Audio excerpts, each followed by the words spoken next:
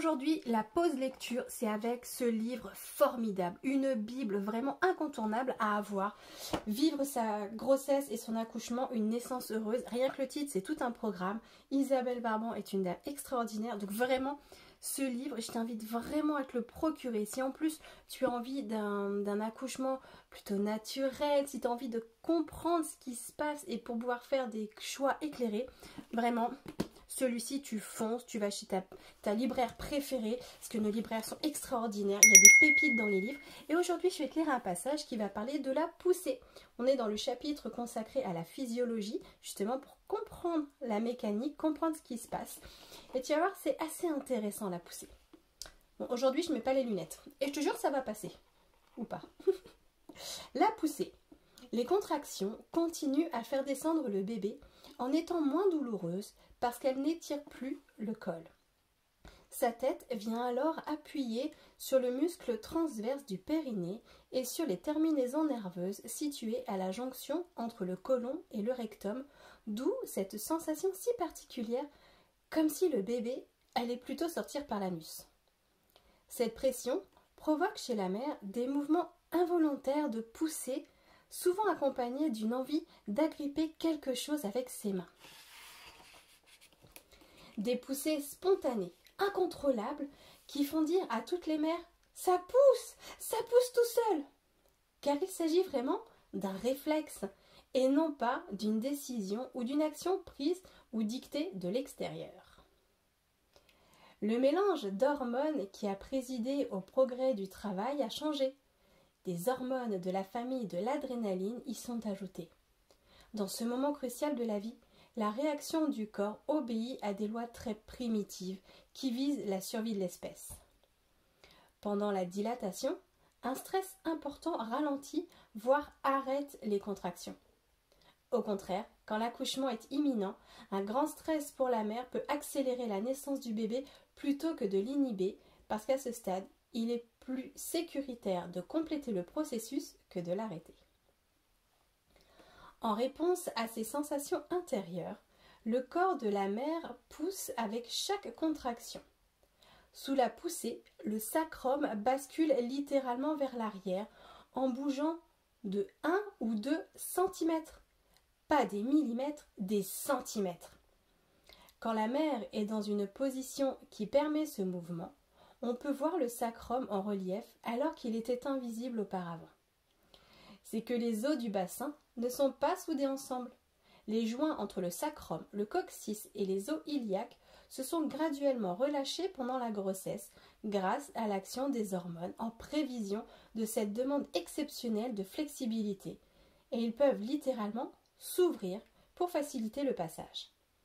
Le coccyx, dont la courbe naturelle se dirige habituellement vers l'intérieur, s'étalera et s'ouvrira vers l'arrière pour faire plus de place. Voilà, rien que ce petit chapitre, rien que ce petit paragraphe, il vaut de l'or. Qu'est-ce qu'on vient d'apprendre? On vient d'apprendre que la poussée, c'est un réflexe. Je t'ai déjà fait une vidéo là-dessus. Il n'y a pas besoin de pousser comme une acharnée, ton corps va le faire tout seul. Alors, j'aime pas cette comparaison parce qu'elle n'est pas du tout glamour, mais en même temps, je l'ai déjà dit, un accouchement, c'est pas glamour, c'est pas du strass et paillettes, c'est vital, c'est viscéral, c'est animal. Et donc, ma comparaison pas glamour, c'est que quand tu vas faire caca, et ben c'est pareil. Bon, il y a les deux écoles, encore une fois. Il y a ceux qui poussent comme des acharnés, qui vont se faire des hémorroïdes au cul, et ceux qui vont laisser faire et ça va sortir. Bah, l'accouchement, c'est un petit peu vu de la même façon. Ton corps, il sait faire. Il y a ton utérus qui va se contracter tout seul. Tu n'as pas besoin d'en faire des tonnes, puisque quand toi, tu vas volontairement vouloir pousser, c'est tes abdos, en fait, que tu vas contracter. Et c'est pas eux qui vont faire sortir ton bébé, c'est ton utérus à lui tout seul. Donc, déjà, ça, c'est un réflexe. Donc quand on te dit « Poussez madame, poussez !» Bah oui, bah en fait, mon corps, il sait faire. Quand on te demande de pousser, c'est que généralement, le bébé, il est encore un peu haut. Et du coup, bah ouais, il y a besoin de le faire descendre. Sauf qu'en fait, s'il est haut, le bébé, bah, c'est que soit maman n'est pas suffisamment dans sa verticalité, ou que simplement, c'était pas le bon moment, pas le bon timing.